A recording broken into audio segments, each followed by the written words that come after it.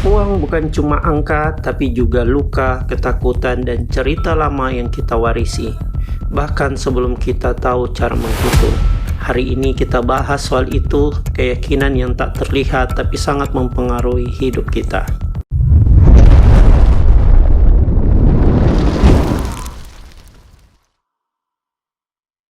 Halo, selamat datang di 1 menit belajar psikologi. Channel ini dibuat untuk kamu yang ingin mengenal diri, merawat pikiran, dan belajar memahami hidup lewat sudut pandang psikologi. Hari ini kita akan mengobrol tentang uang, tapi bukan dari sisi finansial biasa, tapi dari sisi yang paling dalam, tentang pikiran dan emosi yang tersembunyi di balik cara kita memperlakukan uang.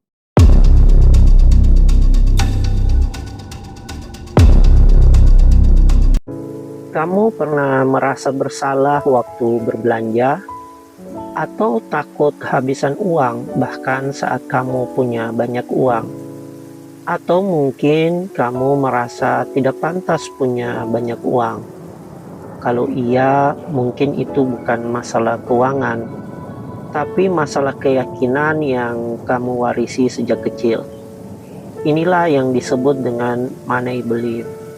Dan hari ini kita bahas kenapa cara kita memperlakukan uang sangat dipengaruhi oleh cerita lama yang ada di kepala kita.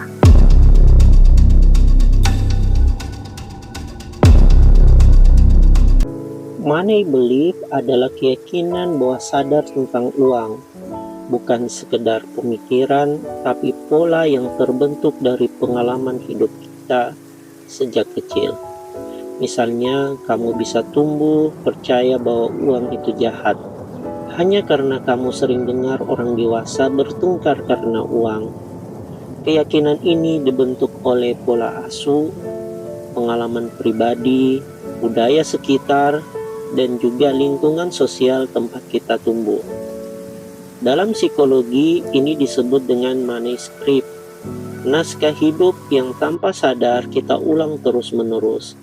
Seperti orang kaya pasti sombong, kalau kamu mau uang harus kerja keras setengah mati, atau kamu pernah dengar uang bikin orang berubah. Dan yang paling sering muncul, aku tidak pantas punya banyak uang. Kalau kamu punya keyakinan seperti ini, kamu tidak sendiri, tapi kamu juga bisa mengubahnya.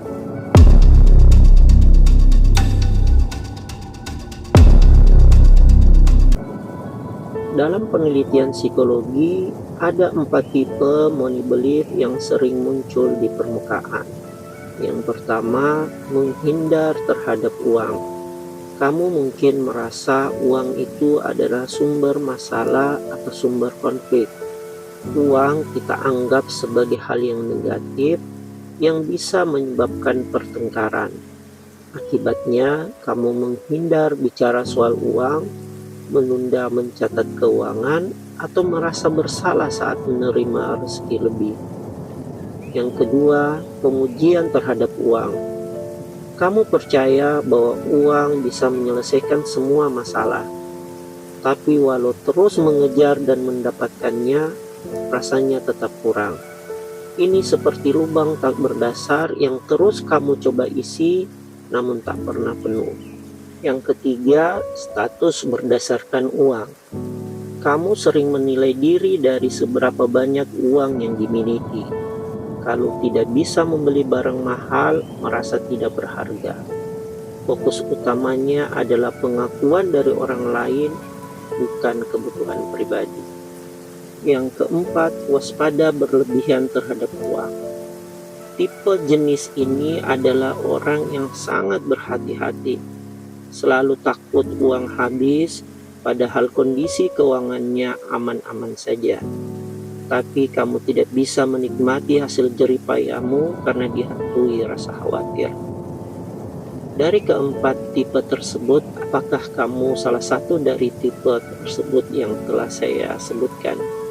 Ini menggambarkan cara kamu memperlakukan uang. Coba kita renungkan, Siapa yang pertama kali membentuk pola itu di dalam dirimu?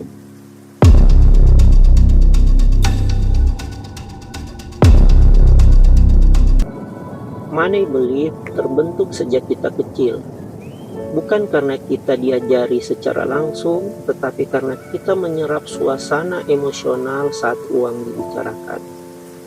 Sebagai contoh, mungkin pernah kita lihat atau kita dengar situasi seperti orang tua yang bertengkar setiap kali bicara soal uang, atau kamu pernah merasa malu karena tidak bisa membeli apa yang teman-teman punya, atau bisa jadi kamu dibesarkan dengan kalimat, "Kita bukan orang kaya, jangan banyak mau." Semua itu tertanam jadi keyakinan, bukan cuma soal uang, tapi juga tentang siapa diri kita.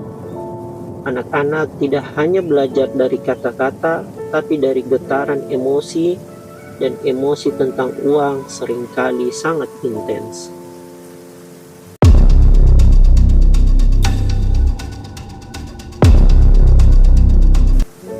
Mengubah keyakinan tentang uang dimulai dari satu langkah, yakni menyadari bahwa itu bukan fakta. Itu hanya cerita lama yang mungkin sudah waktunya ditulis ulang. Mari kita menuliskan ulang apa yang kita percaya tentang uang dengan mengikuti langkah-langkah berikut. Langkah yang pertama, tulis keyakinan kamu tentang uang. Apa kalimat otomatis yang muncul ketika kamu menuliskan tentang uang? Langkah kedua, tanyakan, siapa yang pertama kali mengajarkan itu? Apakah kamu masih ingin memegangnya? Apakah kamu masih ingin mempercayainya?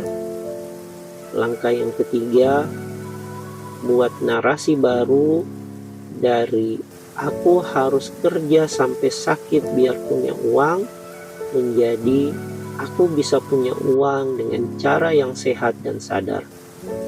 Keyakinan bisa diubah, dan mengubahnya bukan berarti mengingkari masa lalu, tapi memilih masa depan yang berbeda.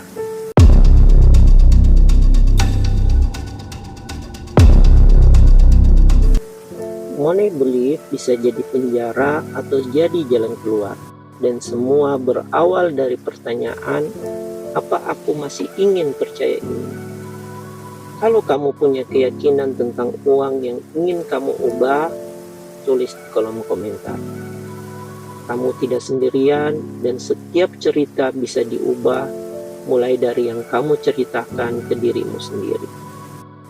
Terima kasih sudah menonton, sampai ketemu di video reflektif lainnya dari 1 menit belajar psikologi.